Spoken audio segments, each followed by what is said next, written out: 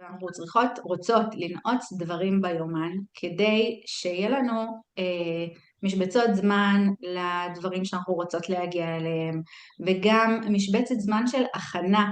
לפני שאני נכנסת לפגישה, אני לא ישר באה מהבלגן של החיים שלי לפגישה. אני תמיד ארצה לקחת איזשהו רבע שעה, איזשהו חצי שעה, זמן מעבר, להכין את המפגש, לאפס את עצמי.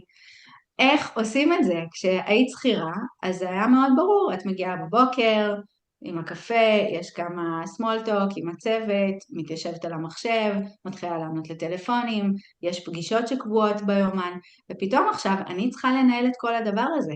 ועצמאות זה ממש מנהיגות, קודם כל מנהיגות אישית, כי אם אני לא אנהיג את עצמי ולא יהיה לי משבצות ברורות, אז הכל יהיה בלגן, ואני לא באמת אוכל להיות פנויה ללקוחות שלי לגמרי, כי אני אבוא עם כל הבלגן שמתרחש לי בראש. ולכן אני ממש מציעה לקחת פשוט דף A4, ולחלק אותו לימים. וקודם כל לשים את העוגנים שיש לכם עכשיו, במצב הזה, עם המלחמה.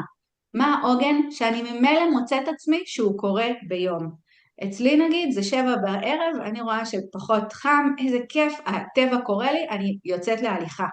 כאילו, אני משאירה את הילדים, אכלו, לא אכלו, כאילו זה, הם מסתדרים, אני פשוט מוצאת עצמי שאני יוצאת 7 בערב להליכה. אז אני שמה קו ב7 בערב, זה עוגן אחד, שהוא פרוס על כל השבוע, מיום ראשון עד יום חמישי, שישי, כן?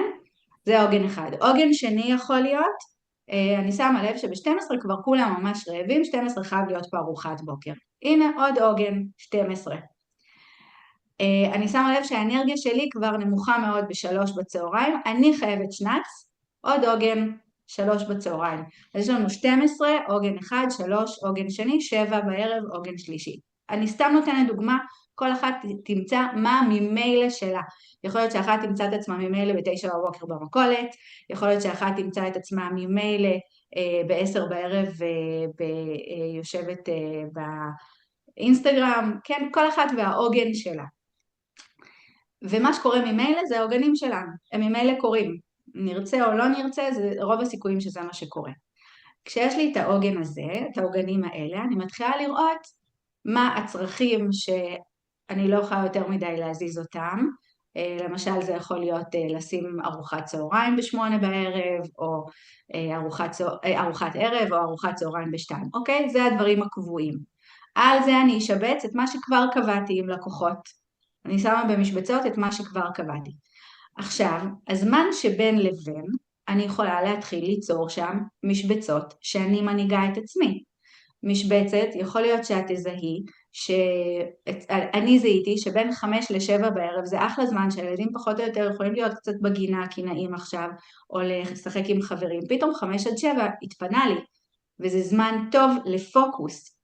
או שגיליה למשל, היא אומרת, אצלי הגדולים ישנים עד 11, 9 עד 11 בבוקר, פתאום זה זמן שאני מגלה שהוא זמן פוקוס שלי. אז אני אשריין בדף A4 הזה את הזמני פוקוס האלה, ואני ממש אתייחס אליהם כזמן זהב, זמן שלא מפריעים לי בו, זמן שאני אומרת לכולם 9 עד 11, גם אם מישהו יתעורר, קחו קורנפלקס, אתם לא מפריעים לי.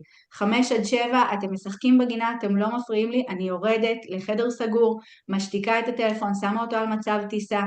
נכון, יש התראות וזה וזה, כל אחת יודעת מה הגבולות גזרה שלה, אני יודעת שלנו יש פה הזעקה מעל הראש, אני לא חייבת אפילו את ההתראה, אני תוך דקה, חצי דקה יכולה ללכת לממ"ד, אני לא צריכה אפילו את ההתראות. אני שמה את הטלפון על מצב טיסה, אני מתרכזת, זה הזמן זהב שלי, זה הזמן ברזל שלי, אם אני אגע בו, אני לא אגיע ליצור תוכן, אני לא אגיע לייצר תנועה, ואז גם לא יהיו לקוחות. וגם אפילו זה הזמן פוקוס שלי עם עצמי, רק לשבת, להוריד את המחשב.